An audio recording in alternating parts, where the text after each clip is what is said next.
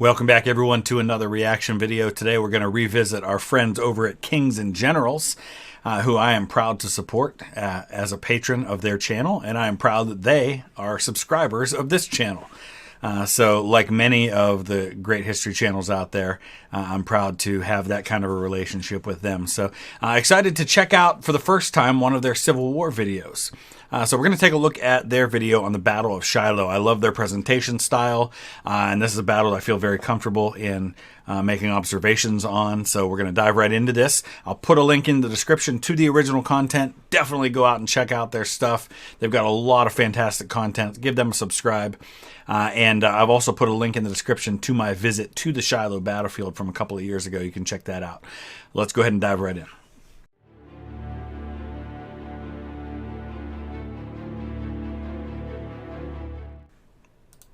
This video was suggested and sponsored by our patron Alexander Norbach. You too can support our channel via Patreon, YouTube membership, or PayPal. The 4 years of conflict that made up the US Civil War were characterized by industrialization, poor leadership, and enormous bloodshed. While the tremendous casualty rates of battles such as Antietam and Gettysburg dominate popular history, other lesser-known battles were of course fought, each with their own tactical and strategic importance, and all with loss of life. The Battle of Shiloh, fought on April 6th and 7th of 1862, proved to be a pivotal one in the Western theatre of the war and set the stage for the eventual downfall of the Confederacy. And honestly, the Battle of Shiloh, I think for a lot of people, I think it's especially true for General Grant, who acknowledged this in his own memoirs. That was the point that people really understood that this was going to be a fight to the death. I mean, literally a fight to the death. A lot of people still had in the back of their minds that this war was not going to be a long one. Though I think after the first Battle of Bull Run, people understood it wasn't going to be a one-and-done kind of thing. But Grant, in particular, realized after the savage fighting at Shiloh, where you see like 25–30% casualties on each side, which at the time was by far, I believe Shiloh's casualties were equal in that 1-2 day battle to the casualties in all the previous wars combined, the battle casualties for the United States. Revolution War of 1812, Mexican War. So he realized at that point the South was not going to go down easy because the fighting was absolutely savage on both sides. By the beginning of April 1862, the US Civil War had been underway for almost exactly 1 year. Campaigning in the Western theatre of the war had begun in earnest in September of 1861 with the securing of Kentucky by Union forces, led by Major General Ulysses S. Grant's Army of the Tennessee. So early in the war especially, the Union divided up the front lines basically into districts. And then there were sub-districts within those districts. And Grant is given command of, I believe it's called the District of Cairo at first. Cairo, Illinois is the little tiny town that is right at where the Ohio River, which is here, running down on the border of Kentucky and Indiana and Illinois and Ohio, and then the Mississippi, which is coming down this way. And so where they come together is Cairo. And it floods a lot, and it's like kind of a nasty place, and bug infested, and lots of saloons and things like that. And that becomes Grant's headquarters. And just real close to there then is Columbus, Kentucky, and Paducah, Kentucky. And so there's all these early movements. Kentucky is officially neutral at the start of the war. And then Grant hears that, I think it's Braxton Bragg, is making a move on Paducah and Columbus. And so he preempts that by moving in ahead of him. And so basically Kentucky, then their neutrality has been violated, and this kind of sets the stage for later things. And Grant kind of bounces back and forth between a couple of different districts, but eventually ends up being given command of this area right here under direct control of Henry Halleck. And it's through that then that he gets to make his move on Forts Henry and Donelson. The Union now directly threatened the economic heart of the Confederacy by stationing troops along the Mississippi River, the economic artery of the South. In response to this, and to protect Nashville, the Confederacy established Fort Donelson and Fort Henry Cumberland Gap, situated on the Cumberland River along the Tennessee-Kentucky border. So the two rivers, the Cumberland and the Tennessee, run at one point about 12 miles apart.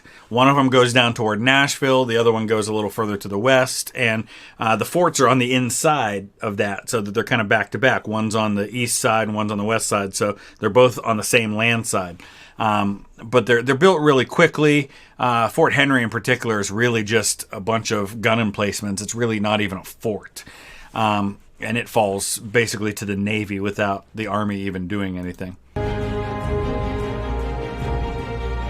At the start of 1862, the 27,000-man strong Army of the Tennessee began operations against Forts Henry and Donelson, with the strategic goal of dislodging Confederate forces and allowing further operations into western Tennessee and into the economic heartland of the Confederacy.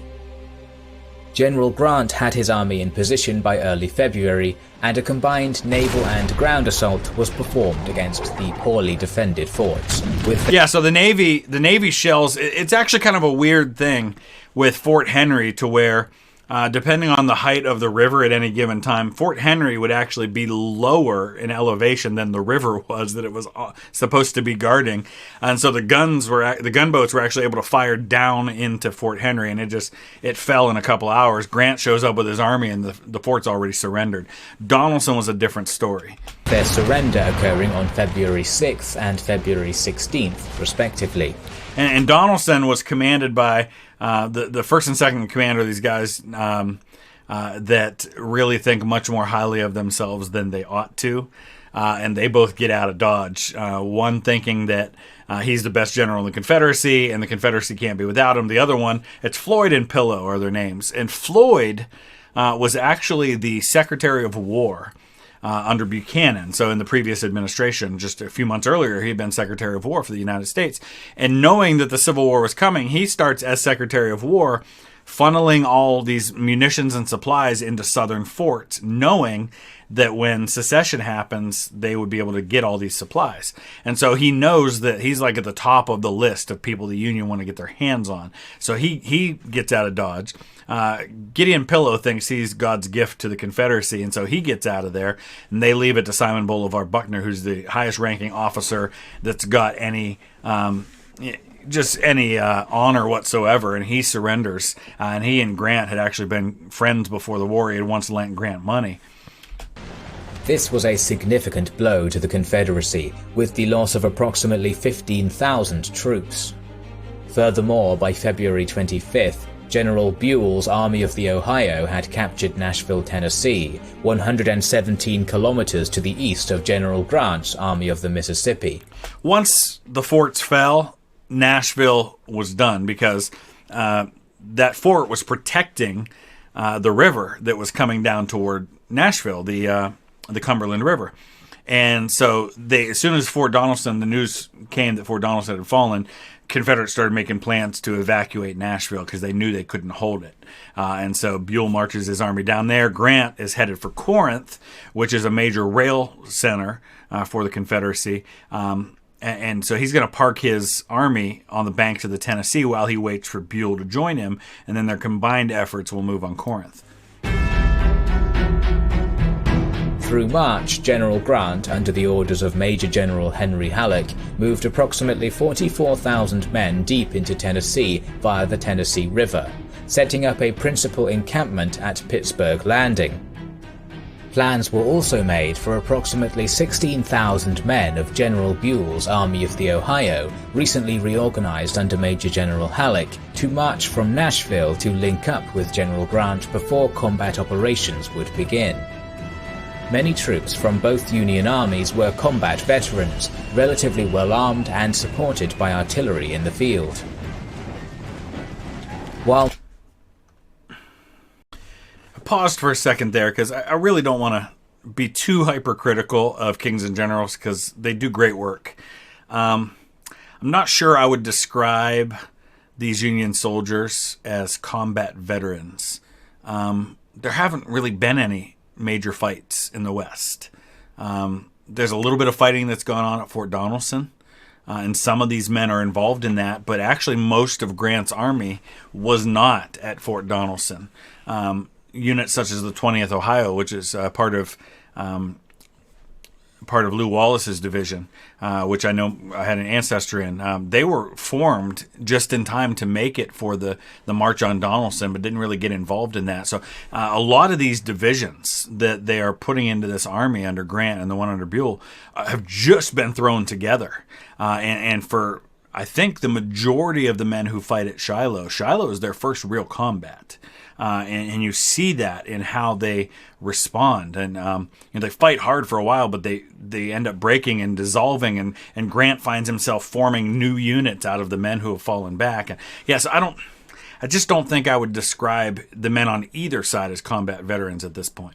While Major General Halleck was organizing Union forces in Tennessee, the newly created Confederate Army of Mississippi was being gathered around Corinth, Mississippi, 32 kilometers south of Pittsburgh Landing, under General Albert Sidney Johnston. Johnston had a reputation as an experienced combat officer and was considered among the Confederacy's top generals. Yeah, he had been a general in the Texas Army during the Texas War for Independence, with the Alamo and all that stuff. After Texas won its independence, Johnston was a general in the Texas Army, and it was in his capacity as a Texas general that he fights a duel. And that duel may have led to his death at Shiloh because he got wounded in the leg and had some nerve damage and may not have really felt the wound that ends up killing him at Shiloh because of that earlier damage from his duel. Right before the Civil War, he is in command of a cavalry regiment as a colonel, and his second in command, the lieutenant colonel of that cavalry regiment, is Robert E. Lee. So these are two of the top generals in the Confederacy at this point. Of the 55,000 CSA troops at Corinth, 40,000 of them began marching north on April 3rd towards the encamped Union Army. Johnston knew that he needed to strike against Grant's troops before they could be reinforced by Buell's troops marching from Nashville. Although his troops were generally poorly armed and inexperienced in combat, Johnston hoped the elements of speed and surprise could help win a major victory. And he's absolutely right. And if it hadn't been for weather, he would have had speed and surprise. But weather ends up saving Grant's butt in the days leading up to Shiloh. Knowing that the Union forces had not set up fortifications or entrenchments, Johnston's plan called for his troops to strike the Union army and drive them to the west, away from the Tennessee River and away from the support provided by Union gunboats. To the west of Pittsburgh Landing lay a swampy stretch of land that would make it easy to destroy the Union army. Rain slows them down. However, Johnston's march to the north was severely delayed by... So he's talking about the swampy area, and you can't really get it from this image here, but you have the Tennessee River over here. And this area here is a bad place to fight. There's a lot of ravines. There's actually some Native American burial mounds over here that you can actually see. It's a park within the National Battlefield Park. Over here, on the other side of this creek here, I think it's Owl Creek it's called, is a swampy area. And so really the battlefield is going to be confined to this area here. And that's why what he wants to do is he wants to kind of push Grant's army that way. Or, well, I guess if you're looking on here, it's that way. Away from the gunboats, like he said, and up toward the swamp so that they'll be stuck. And it just doesn't quite work out that way. Heavy rain causing units to get stuck in the mud. His army was not in position to attack until the very early morning of the 6th of April, by which time his troops were tired and hungry due to poor rationing. So yeah, the rain is a big factor. On Grant's side, it's really not fair to say they didn't know the Confederates were coming, because there had been a lot of skirmishing going on. There had been a lot of reports that there were Confederate troops in the area. They kind of got discounted, but they were aware that there were Confederate troops in the area. How many, maybe they didn't know. The main criticism, I think, that many historians offer on Grant about the time he's been at Pittsburgh Landing, because he's been there a couple of weeks, is that he didn't do more to set up fortifications. Knowing that there was a major Confederate force down in Corinth, he should have set up a defensive ring here, some fortifications. If nothing else, he should have kind of been back further. Pittsburgh Landing is a powerful, powerful defensive position. It's up high. This whole battlefield, from down here, going all the way up to Pittsburgh Landing, is all uphill with some ravines and woods. It's a tough place to fight, and he should have definitely built some defensive works. And I think a lot of historians fairly criticized Grant for not doing so. Surprisingly, the Union forces were still not aware of the CSA army preparing to attack. General Grant, in a bid to avoid contacting the enemy and starting a major battle, had not posted any advanced scouts or patrols. By chance, in the early morning of April 6th, a nighttime patrol-in force encountered advancing Confederate troops under the command of CSA General Bragg and began exchanging fire. The sound of gunfire alerted the Union Army that an engagement was underway, and they began to form battle lines before the Confederate forces could reach them.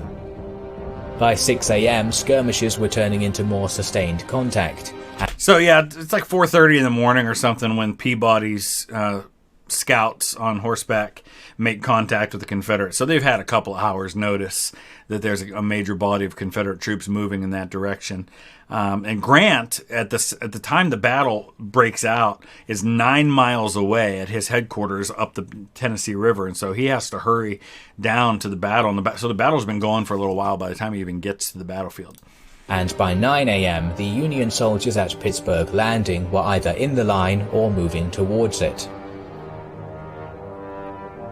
Union forces were deployed with the Tennessee River holding the eastern flank, and stretched westward, with the western flank anchored by General Sherman around Shiloh Church. As General Johnson had decided to personally lead his Confederates into battle, strategic command of the Confederate Army fell to his second-in-command, General Beauregard. Yeah, and that's something people don't talk about much, is that really Beauregard was in command of the army, even though Johnston's on the field, because Johnston decides he's going to go charging in there with the right wing. An interesting thing, you've got a lot of Confederate brass at this attack. Let me look it up, but we've got John C. Breckinridge, who was, up until just a year earlier, had been vice president of the United States. He was the vice president under James Buchanan. And had run for president against Abraham Lincoln. He was one of the candidates. I believe under Johnston, in that part of his charge, you've got, I think, the governor of Kentucky. I got to look it up because I can't remember exactly who it was. Okay, so yeah, it's George W. Johnson who is kind of like the shadow governor of Kentucky, because Kentucky, being a border state, was kind of claimed by both sides. And so they had a Union government and a Confederate secession government. So they had two governors going at the same time. And so he's the first Confederate governor of Kentucky. And he's a part of this attack and ends up being killed at the Battle of Shiloh. He's mortally wounded. He dies on the 8th. But he had supported John C. Breckinridge for president during the election. And looks like he volunteered and served under Buckner for a while, who I think Simon Buckner was over on this side. Who ends up being the governor later of Kentucky after the war. Beauregard deviated from General Johnson's plan to push the Union forces westward, and instead opted to direct his army to attack in waves and attempt to push the Union forces to the east into the river. As the morning progressed, due to poor command, advancing Confederate troops became intermingled with troops from other units. However, the intensity and relentlessness of the attack forced the Union Army to fall back in attempts to form new defensive lines. General Sherman and General McClernand's troops retreated behind Shiloh Church. And like I said, this area around Shiloh Church, for example, there's a downhill and then there's an uphill, and there's woods, and you have to go uphill through the woods right before you get to Shiloh Church. You'll see it if you watch my video from that battlefield. It's difficult terrain.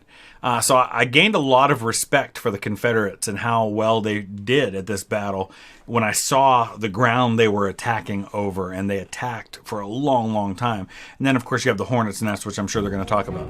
By mid-morning, on the eastern edge of the line of battle, flanked by General Hurlbut and the Tennessee River to the east and Sherman and McClernand to the northwest, troops commanded by Generals Prentiss and Wallace found themselves established in a field next to a road. The position along the so-called Sunken Road became a focal point for the Confederate assault through the day, sustaining anywhere from 18 to 14 separate charges.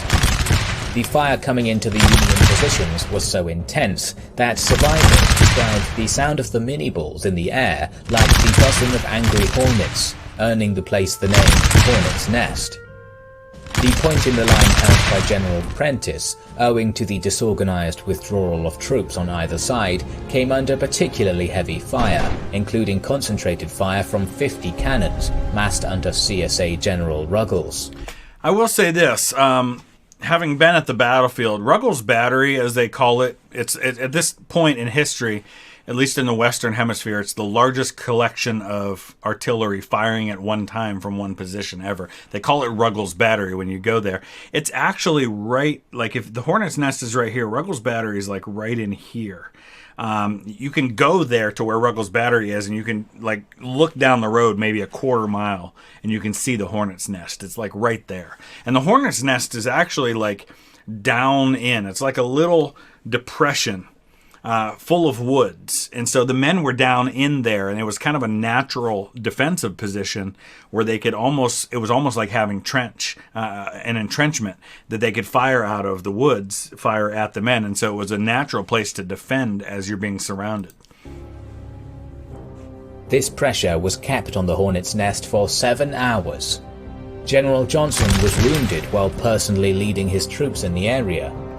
He ignored the wound and bled to death as the afternoon progressed. The surgeon who removed the bullet that hit Johnston, first of all, it hit him in the back of the knee, and it severed one of the arteries. And he didn't know it at first. Like I said earlier, he may not have felt it because of his prior damage to his leg.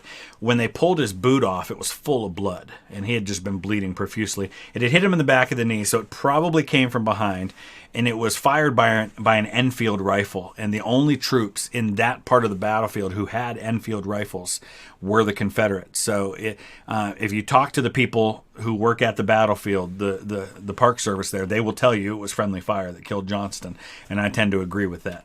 Becoming the highest-ranking general to die in combat during the US Civil War. Command fell to General Beauregard, who was at the rear and unable to assess the battle. Beauregard opted to continue to assault the Hornets' Nest instead of bypassing it and attacking the rest of the Union forces, leaving the nest surrounded to be mopped up later. And this buys time for Grant, time he desperately needs. He has sent a message to Lew Wallace to bring his division up, because Lew Wallace was several miles away, and those were the only fresh troops that Grant had since the rest of his army was being assaulted. And he's waiting for Buell to arrive. Buell's not going to arrive till nightfall. So these 7 hours that W.H.L. Wallace and Prentiss and these guys buy for Grant on his left really save his army. And that and Sherman does fantastic on the other side. Sherman had been dealing with some major mental health issues. He had commanded a brigade at Bull Run and had been removed because a lot of people thought he was losing his mind, and he was desperately suicidal at this point. The only thing that saved him from taking his own life was the thought of leaving his wife and children that way. But there were these newspaper reports and stuff that were printed talking about how nuts Sherman was. But to Henry Halleck's credit, he takes a chance on Sherman, places him under Grant's command, and it's here in command of a division at Shiloh that Sherman really shines for the first time. And this is where he and Grant, who had gone to West Point together, Sherman's a little bit older than Grant, this is where they first kind of start to develop a bond. The Hornets' Nest did eventually fall, and while it was a tactical victory on the battlefield for the Confederates, the time and manpower expended by the Confederate Army gave Grant's men time to fall back and establish new defensive positions outside of Pittsburgh Landing. These positions were anchored by the Tennessee River to the east, were well set up and supported by 50 cannons, as well as the gunboats on the river. Yeah, so you got the Lexington and the Tyler, these gunboats over here, and really bad ground right here for the Confederates to attack over anyway, like I said. And it's a really strong defensive position. It's up on top of a ridge. Great field of fire in front of you, and there was no way that exhausted Confederate troops were going to break Pittsburgh Landing that night. Beauregard's attacks on the Hornet's Nest had resulted in the Union forces being entrenched along the river instead of being driven westward into the swampy ground.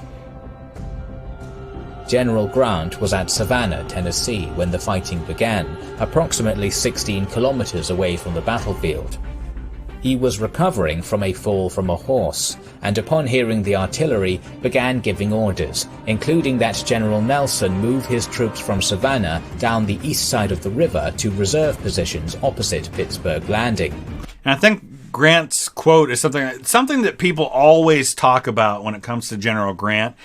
Ulysses S. Grant was ridiculously cool under pressure, and especially in the heat of battle. And this is something he discovered back in the Mexican War, is that he wasn't fazed by battle. When other people were panicking and frantic and not sure what to do, Grant found himself kind of even cooler and more collected in those moments. And so he hears the gunfire while he's, I think, sitting eating breakfast several miles away. And I think he says something like, well, the ball's in motion. He gets up and he starts heading to the battlefield. And he's riding back and forth among all the different positions, kind of seeing what's going on and issuing orders, and just very, very calm presence in the middle of all of this.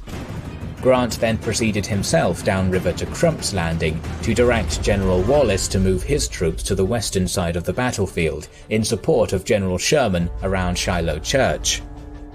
General Wallace, due to confusion and lack of clarity in the orders given to him, was slowly bringing his troops down the Shunpike instead of the river road. If he had not been found and redirected by mid-afternoon, his troops would have been behind the Confederate troops, who had advanced past Shiloh Church by that time.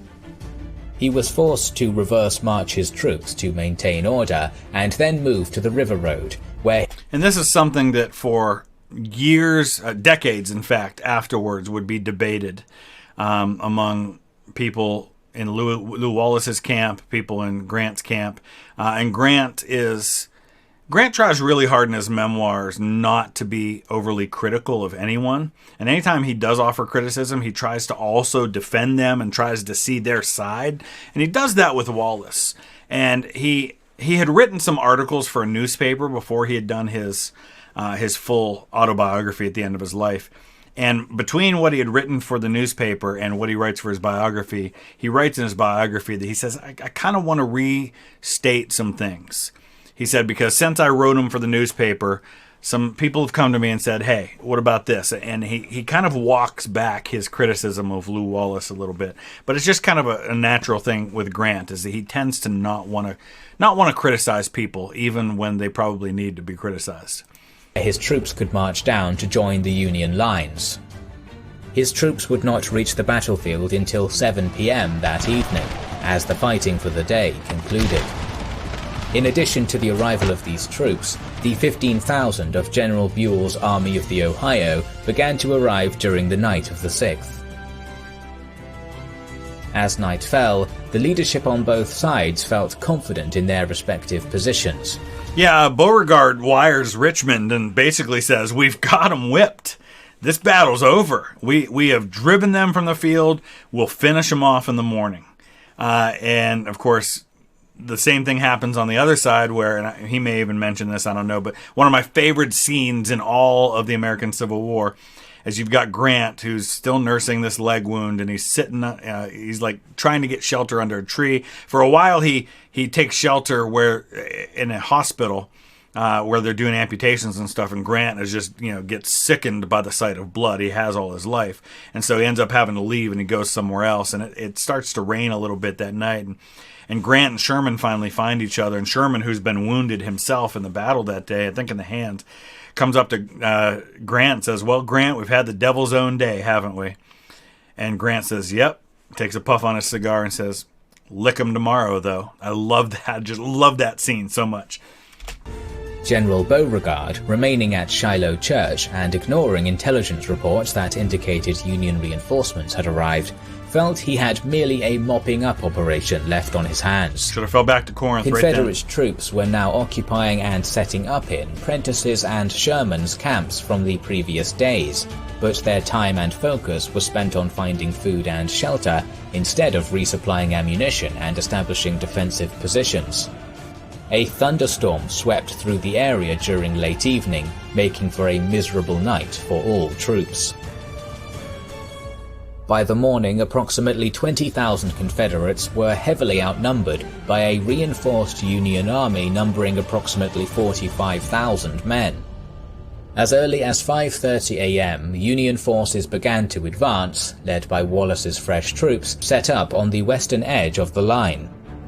The Confederate army was at this point more a mass of troops than a cohesive force, with unit organization all but non-existent. It took until mid-morning for the CSA line to stabilize, although they remained under heavy pressure and continued to fall back as the day progressed.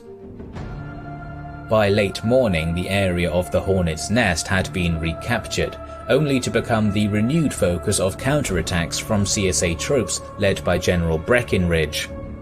Despite local success, continued attacks by Union troops forced the line back, and the Hornet's Nest was firmly recaptured, with the line extending parallel to the Hamburg-Purdy Road in the area between the Hornet's Nest and Shiloh Church. Beauregard assessed his situation, and in the face of more than 10,000 casualties, came to the conclusion that he could no longer achieve victory. I gotta say, I think Beauregard is probably underrated as a commander. I'm not gonna say he's a great general, but compared to a lot of what the Confederates end up having in the West throughout the rest of the war, for example, I can imagine if a man like Beauregard had been in command instead of Pemberton at Vicksburg, how things might have gone very differently at Vicksburg. Or if a man like Beauregard had been in command instead of someone like Braxton Bragg at some of the later battles, or even John Bell Hood. Or if someone like Joe Johnston had been trusted by President Davis more, things could have gone differently. The Confederates deal with a real lack of good commanding officers in the West throughout the rest of the war. I think Beauregard could have probably been one of their better generals out there. By late in the afternoon, he began an ordered withdrawal southwards, back towards Corinth. They were pursued by a small number of Union troops led by General Wallace, but little support was provided from the rest of the army, now exhausted after 2 days of fighting, and the pursuit forces fell back northwards into their own lines.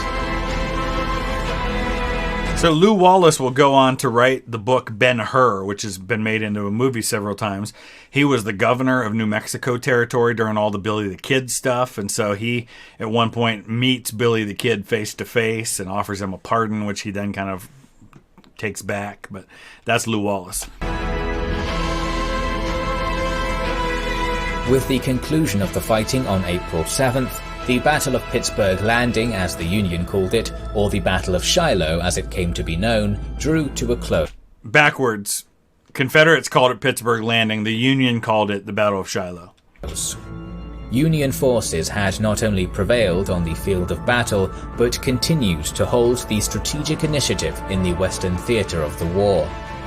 Although General Grant was removed from overall command of the Army of the Tennessee for his failings to create proper defensive positions for his troops on the eve of battle, his disposition of troops once battle began allowed him to remain as its second-in-command under Halleck.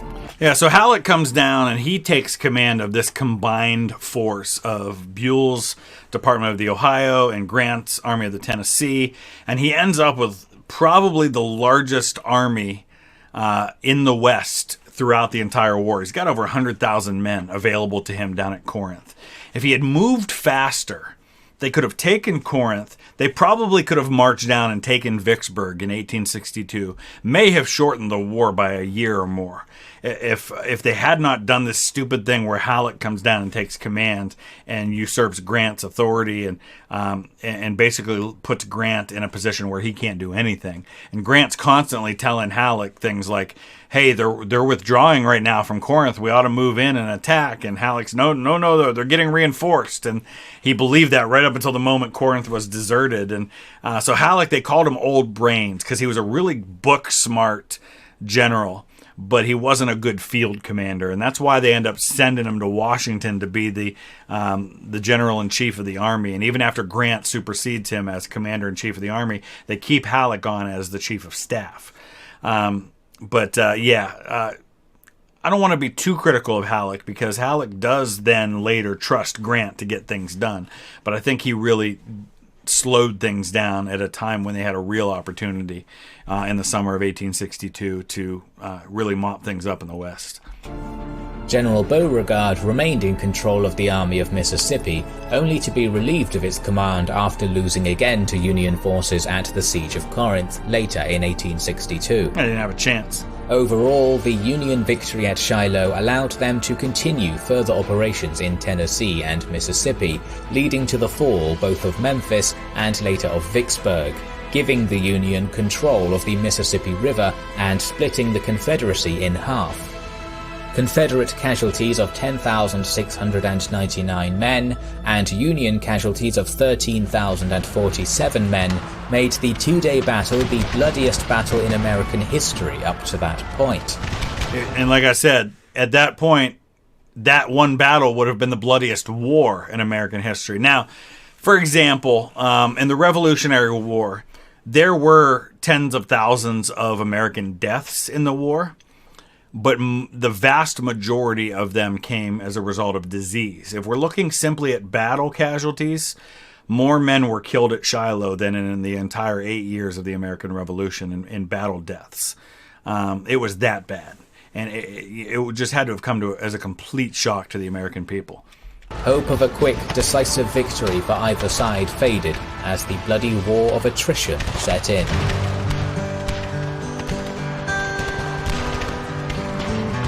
We release 2 historical documentaries per week, so make sure you are subscribed to our channel and have pressed the bell button.